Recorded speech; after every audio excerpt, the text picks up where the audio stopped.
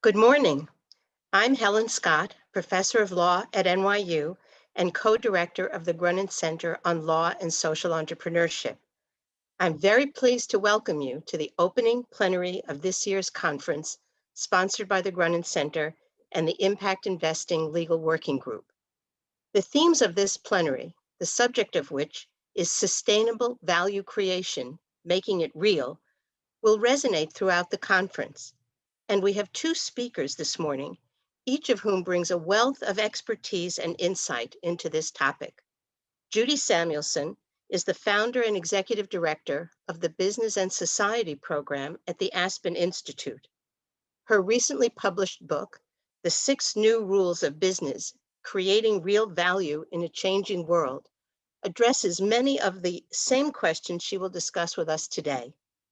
Leo Strine has had a long and distinguished career on the bench and has written extensively on today's topic. His time on the bench was in the Delaware courts, the most influential business courts in the US, and culminated in his role as Chief Justice of the Delaware Supreme Court. Today's discussion is grounded in the growing understanding of urgent priorities around the globe. Environmental issues and issues of inequality and social and economic justice now occupy prime places in public discourse. Businesses are being asked to address the legitimacy of their activities, to justify their social license to operate.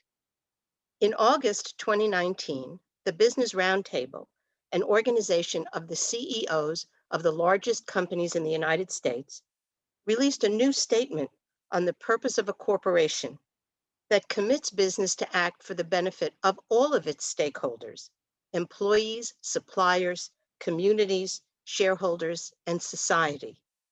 This move away from shareholder primacy as the purpose of business enterprise marked a significant entry into recent discussions about rearticulating the purpose of the corporation and business more generally to focus on long-term perspectives and the effects that business has on all of its constituents and on society. This conference has always focused on the role lawyers can play in advancing the social and economic empowerment of underserved populations and disadvantaged communities. Our speakers today will talk about how to move business away from a purely financial lens to a broader and more inclusive set of goals. How do we make these statements of purpose and value real? What will it take to operationalize a commitment to sustainable value net of externalities through respectful treatment of stakeholders and society? What are the forces driving change, and how do we see leaders acting? What boardroom and governance policy changes are needed? What does it really mean to align business models and actions with the values businesses are espousing? And what is the role of the legal profession in advancing these conversations? Now to our speakers. We will hear first from Judy Samuelson and then from Leo Strine. Good afternoon, or whatever time of day it is, wherever you are. I'm delighted to be participating in this important conference on law and social entrepreneurship at the Grunin Center at NYU Law School. I admire the work you do, and I'm very curious to see where this conversation leads.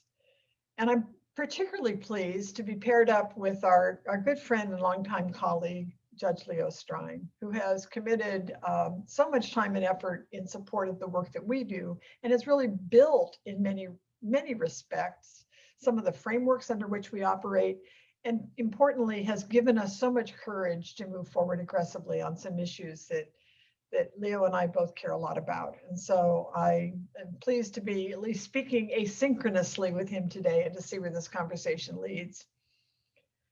But let me start with a cautionary note. You know, I worked in the field of what is today called impact investing for a better part of a decade by leading the program-related investment program at the Ford Foundation. So I appreciate the goals of this work, but I don't think social investment or impact investing can flourish in a failed society. And I also don't think we can perform well under kind of parallel systems. as if we have B Corps over here and then we have C Corps over here, or impact investors who can function well at the same time we have a dominant system that may be extracting value or at least undermining some of the important goals of impact investing. So I think it's important that we kind of delve into these questions and get at what I think of as being the real DNA of how businesses make decisions, what makes them tick. And that's what I'd like to talk about a bit more today. In September 2019, a few weeks after the release of the Business Roundtable's new statement on the purpose of the corporation, I received a call from a reporter at Bloomberg. He wanted to comment on a story he was crafting. When he and I spoke, his colleagues had already interviewed 21 chief executives who had signed on to this statement of the Business Roundtable. So these are 21 of the largest corporations in the United States. And a pattern was emerging. Those interviewed thought that the statement fairly captured how they thought of their roles and responsibilities. In fact, the reporters were told it was easy for them to sign on because nothing would really need to change. The signatories felt they were already attending to the needs of their so-called stakeholders. Yet in the American public markets, over 90%, I think it's 91% of profits are paid out to the shareholders in the form of dividends and buybacks. Oftentimes, they're even financed by debt. So while the winds of change are unquestionably now felt in boardrooms and in classrooms, in the executive suite and in the public square, the scaffolding of shareholder primacy is still in place. So how did we get here and what's holding us back? While the BRT signaled an important change in attitudes and what I think is really a shift in mindset of the CEO, the narrative that first carried shareholder primacy into business and into classrooms is still alive and well, especially in finance classrooms and especially in the conduct of finance. The protocols for how we pay executives in the US and the commonly taught measures of value that prepare MBA students for entry-level jobs in finance and consulting. These things are still in place and reinforce the dominant system, which boils down to shareholder value. Sadly, evidence of just how firm a hold shareholder primacy, this old narrative, still has on management and law classrooms and on conventional thinking is seen in the debacles of the last decade, from BW to Boeing, Wells Fargo to Purdue Pharmaceuticals. Shareholder value is powerful in part because it's simple, a single objective function that's both easy to teach and easy to measure. It's worked and it continues to work well for the winners. Within a world of complexity, however, global supply change, massive change at home, a time in which the job of the CEO itself is changing, and in which the intangibles of the firm are now the definition of real value. Firm reputation, its ability to attract talent. These are the things that constitute value in firms. All of these roll up to massive change.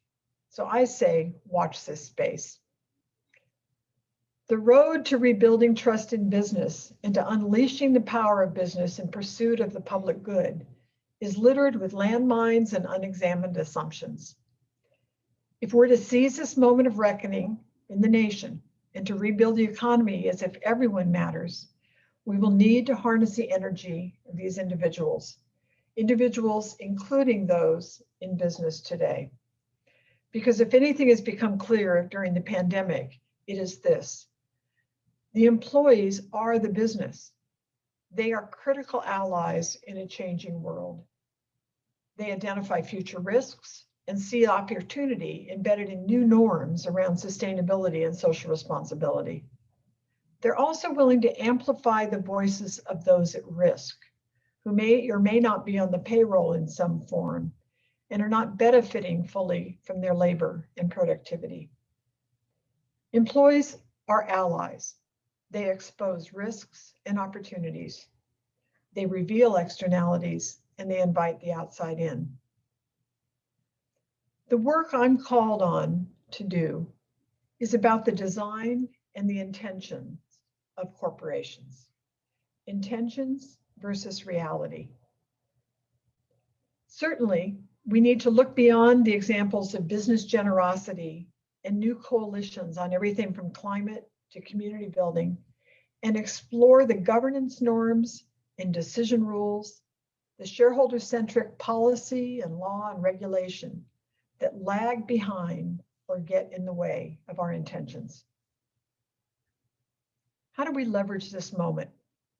What might this mean? And what are the steps that can turn a bold move and a call to action by the Business Roundtable into a moment of real reflection in boardrooms and executive offices?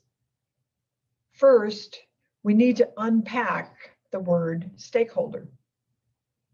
I think that the signatories of the BRT statement, who say nothing needs to change, are confusing important community-spirited activities and good works with the underlying decision rules and values that determine how to allocate capital in order to put the health of society at the center. To leverage this moment, boards and executives need to look carefully at the design of the business model itself. Intentions, decision rules, incentives. Yes, of course, companies invest in their institutions and communities where they work. And yes, of course, they care about their employees and try to connect with the attitudes and preferences of millennials and the like. But to reverse decades of mistrust, to assure that we're on a different path, requires a level of authenticity that must become the rule, not the exception.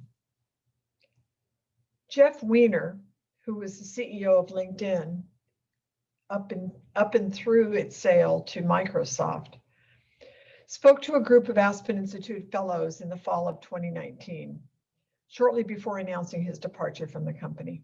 He asked, "What are we trying to accomplish, and how are we going to accomplish it?"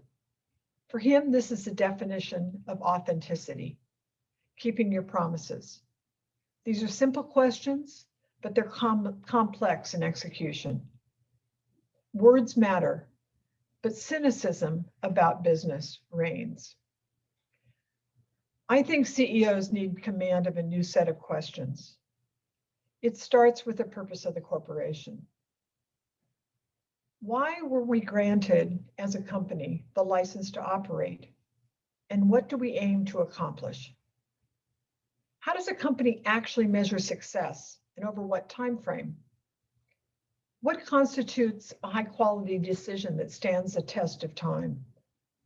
Who's downstream from the business and needs to be consulted in order to assess and mitigate risk, to price or eliminate negative externalities? What are our closest allies, our employees, most concerned about, and how do we assure we hear them clearly and include their voice in governance? But the pursuit of keeping promises will also take us into some difficult spaces.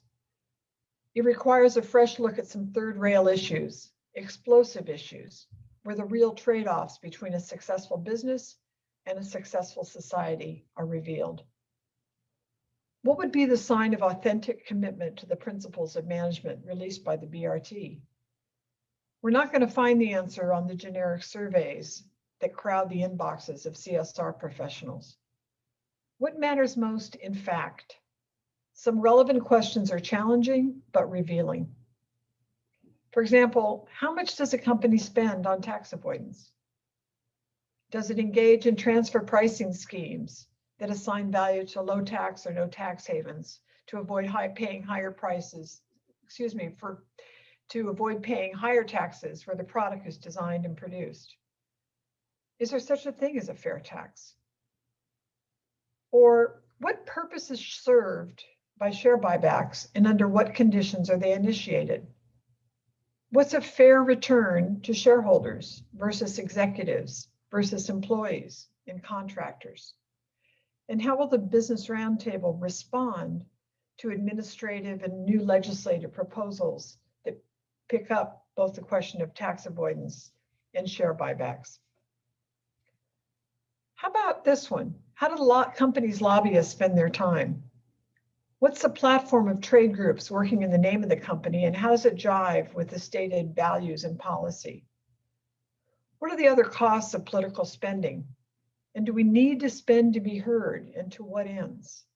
In the wake of the January 6th insurrection at the Capitol, a good number of companies hit the pause button on political spending. What are the protocols under which they will start to engage in political spending again? And finally, what is the story that could be told, should be told about job creation and worker investment? What is a company trying to accomplish when it outsources jobs?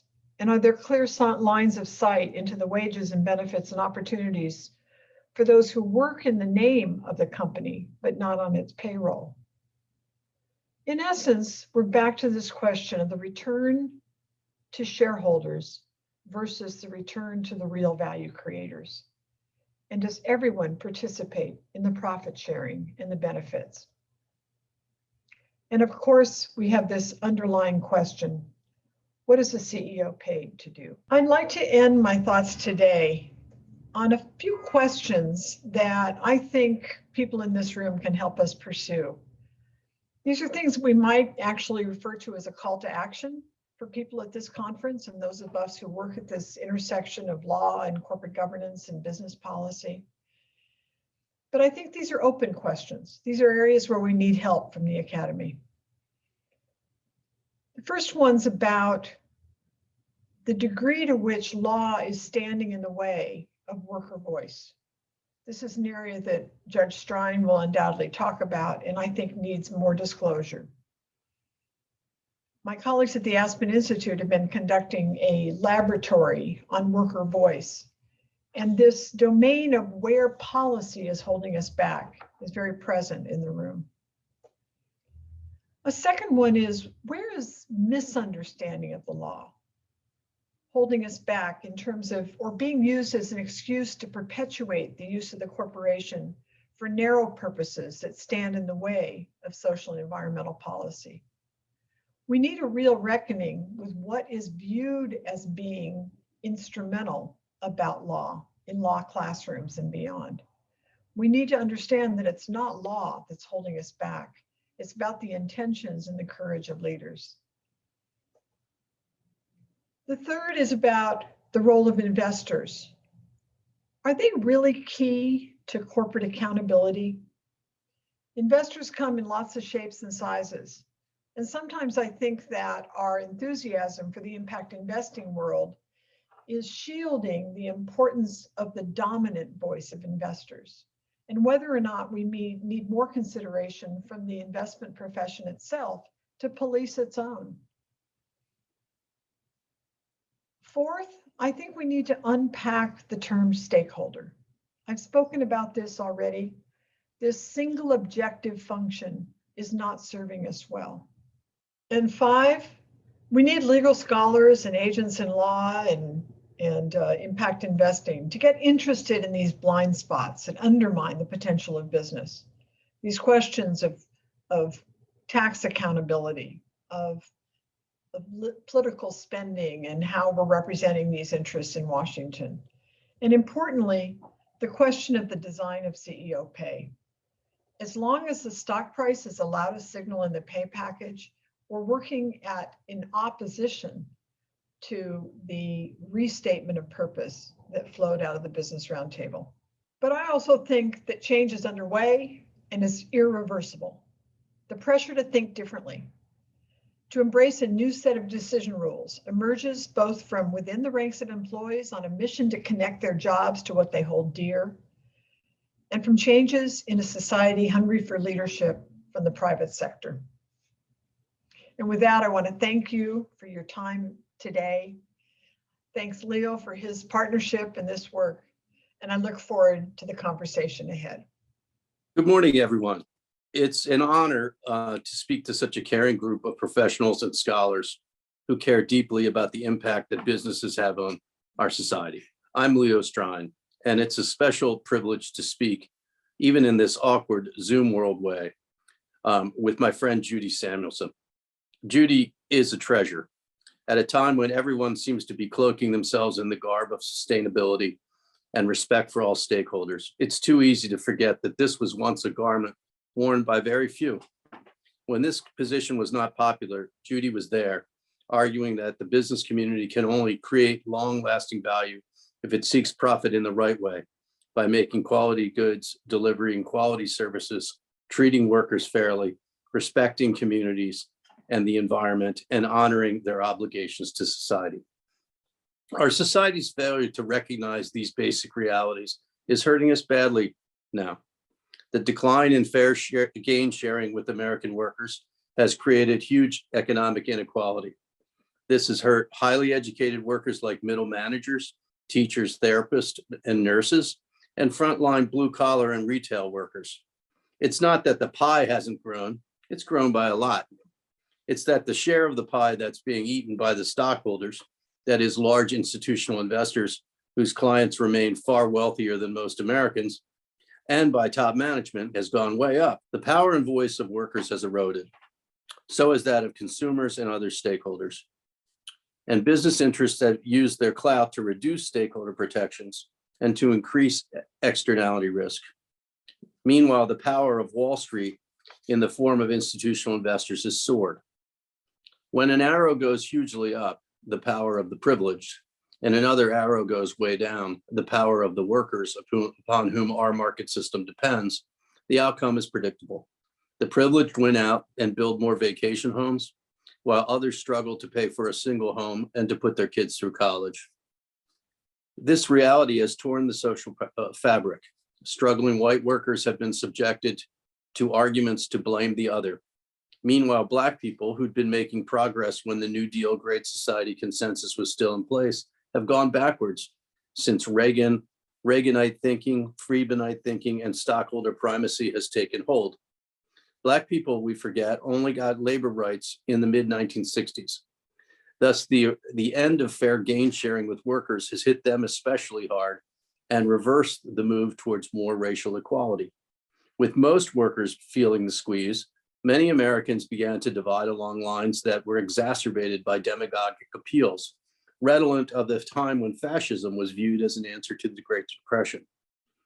Now, the business community has reacted to these seismic changes.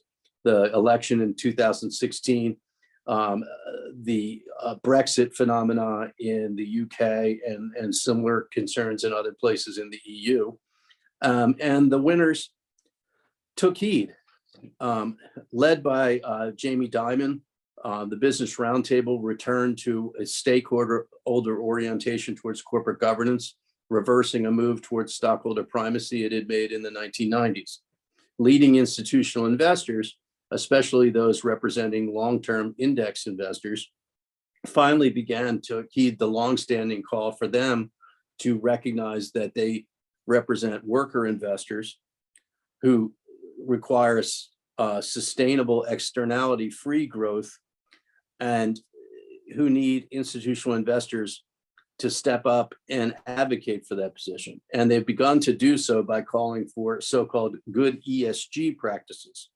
Of course, consistent with the narrowed perspective that these investors have, which focuses largely on themselves, they didn't highlight workers, but buried them in the S, and focus mostly on of the moment issues and like climate.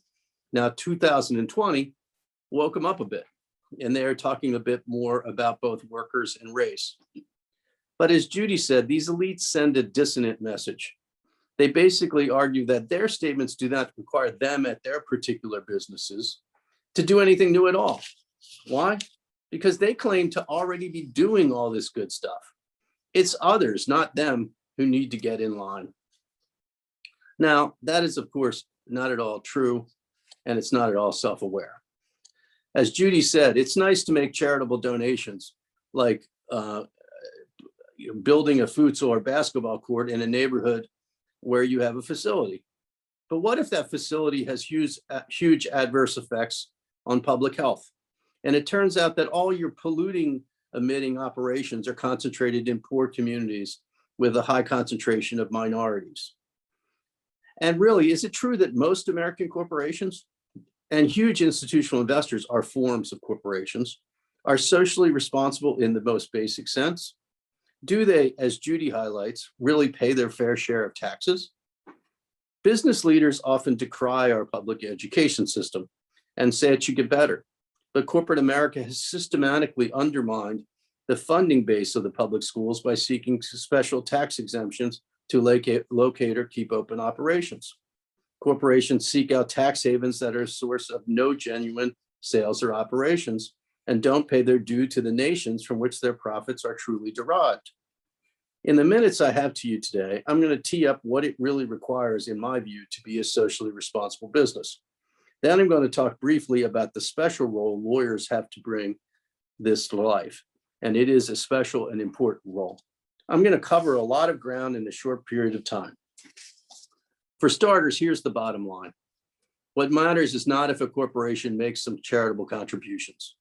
What matters is if a corporation's conduct of its own business is socially responsible in the fundamental sense that the business pays the taxes expected of everyone else, that it pays and treats its workforce well, that it is good to its customers, and that it does not pollute the environment or impose other costs on the communities in which it operates and affects.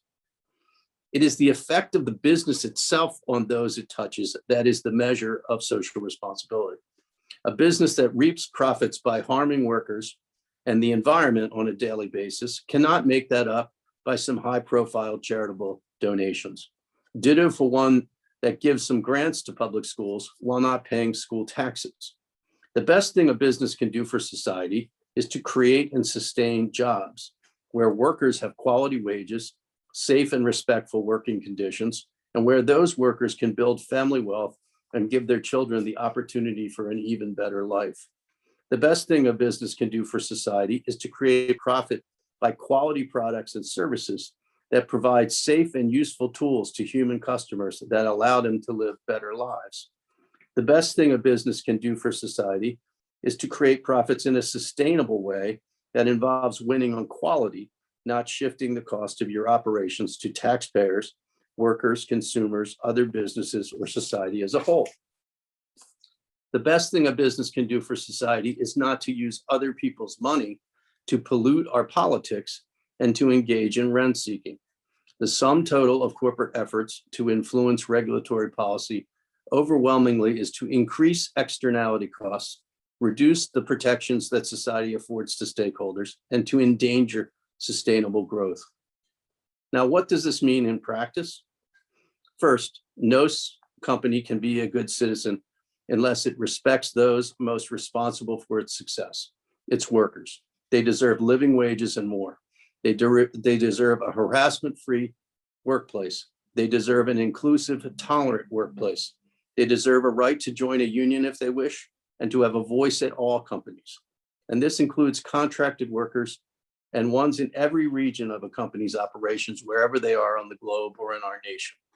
And CEO pay should be fairly situated by the board in a bottoms-up way and not just top-down pay plan that considers the fact that the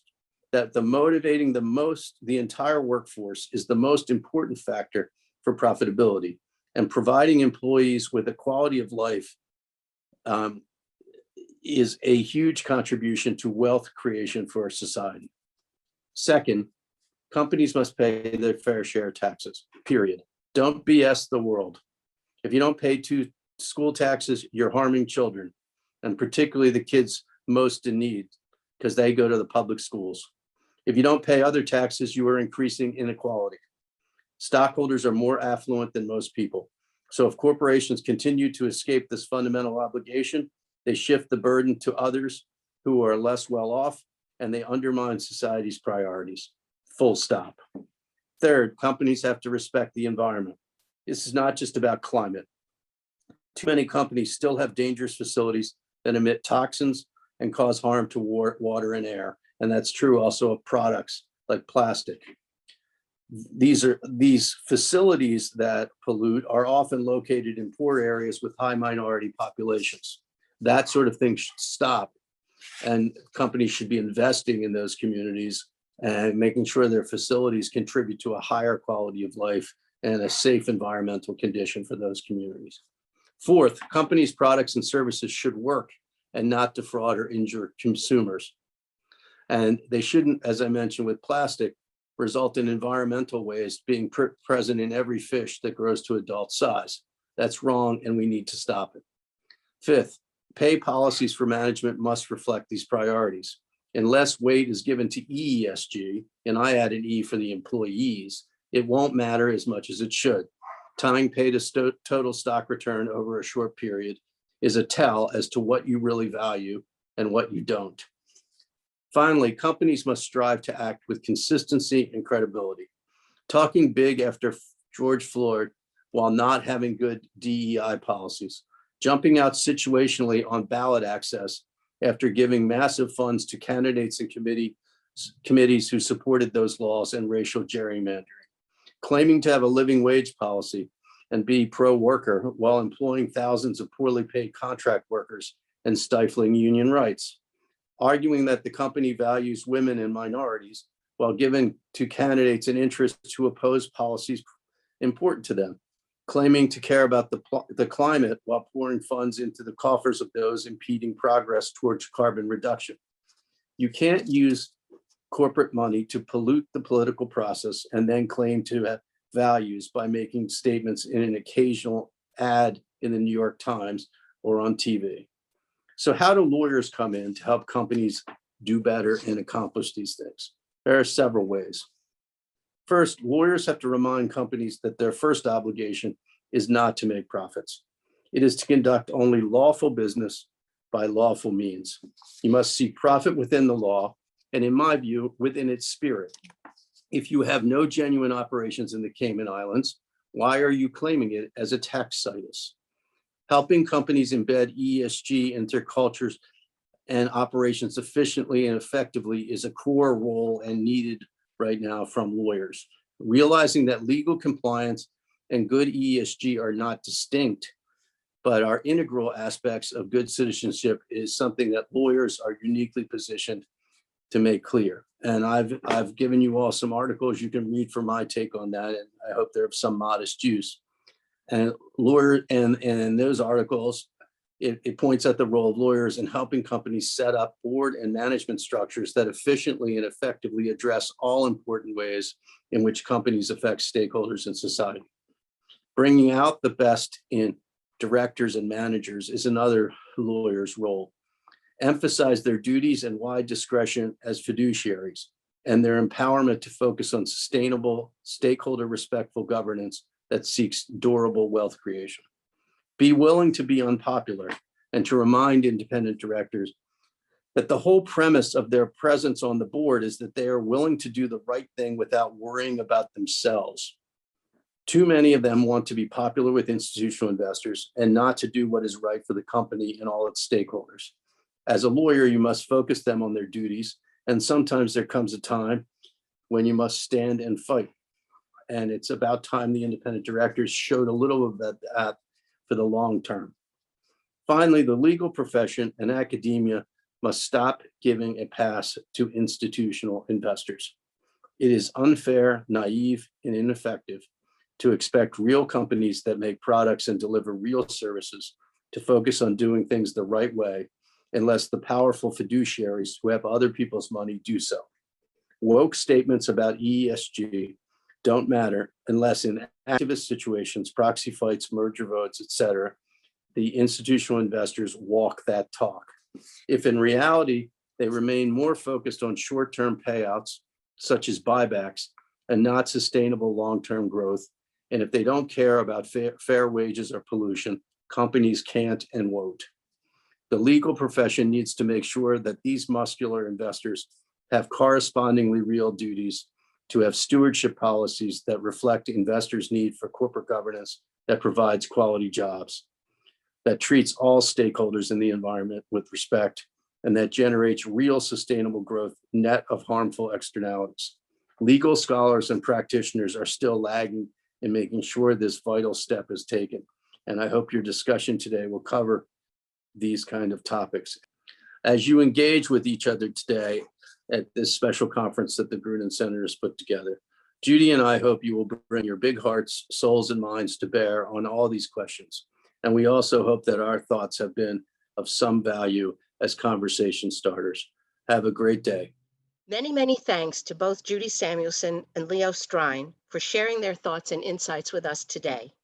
We are privileged to hear their perspectives on these most important issues, and I'm sure their comments have deepened your thinking as they have mine. Much of what Judy and Leo talked about foreshadows the upcoming panels and discussions. Investing in climate action, building resilient communities, creating responsible restructurings, focusing a lens on impact investments, certifying and regulating impact, and growing the skills and mindset of our legal community. The themes of this year's conference all are permeated by the need to create sustainable value. In fact, the title of this plenary, Sustainable Value Creation, Making It Real, is all about what this community does, make it real. Structuring, implementing, documenting, finding new uses for the law or new legal structures to make sustainable value real is what we do.